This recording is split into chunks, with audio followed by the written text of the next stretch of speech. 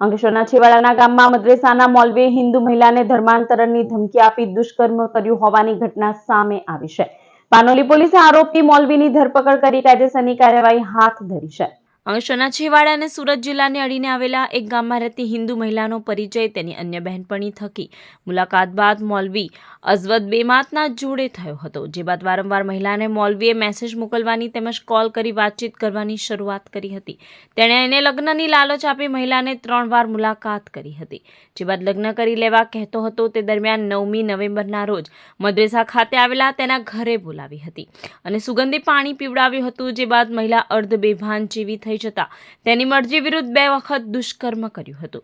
ત્યારબાદ મહિલાને ભાન આવતા જ મુસ્લિમ ધર્મ અપનાવી લેવા અને ધર્મ અંગીકાર નહીં કરે તો બદનામ કરવાની તથા તેના બાળકોને જાનથી મારી નાખવાની ધમકી આપી હતી. ઘટના બાદ મહિલાએ મૌલવી સામે પાનોલી પોલીસ સ્ટેશનમાં ફરિયાદ નોંધાવી હતી. પોલીસે આરોપી મૌલવીની ધરપકડ કરી હતી. આરોપી મૌલવી કેનેડાનો સિટીઝન હોવાનું બહાર આવ્યું છે.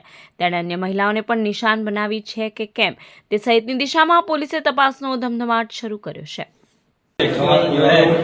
मुझे उन्होंने पुलिस गलत है, पुलिस बिल्कुल 100% गलत है और जो जांच होगी उस जांच पे बताया जाएगा और इसके अंदर कौन दोषी और कौन निर्दोष है वो पाया जाएगा.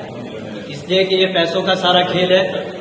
તારીખ 11/11/2025ના રોજ પાનોલી પોલીસ સ્ટેશન ખાતે એક ભોગ બનનાર મહિલા આવે છે અને તેના જણાવ્યા અનુસાર કરમાલી ગામે મદ્રેસામાં મૌલવી તરીકે ફરજ બજાવતા અજવદ અહેમદ બેમાતનાઓ તેમને વારંવાર કોલ કરી તેમને પોતાની વાતોમાં ફોસલાવી અને ત્યારબાદ આ તારીખે સાંજના સમયે તેમને એક સ્મેલવાળું પાણી પીવડાવી તેમની સાથે બળજબરીપૂર્વક તેમણે શારીરિક સંબંધ બાંધેલા હતા અને ત્યારબાદ મહિલાને અવારનવાર કોલ કરી અને તેને મુસ્લિમ ધર્મ અંગીકાર કરવા માટે અને જો આ કામ ના કરે તો પછી તેને બદનામ કરી દેવા માટેની વારંવાર ધમકી આપતા હોય અમે લોકોએ ફરિયાદ નોંધેલી હતી.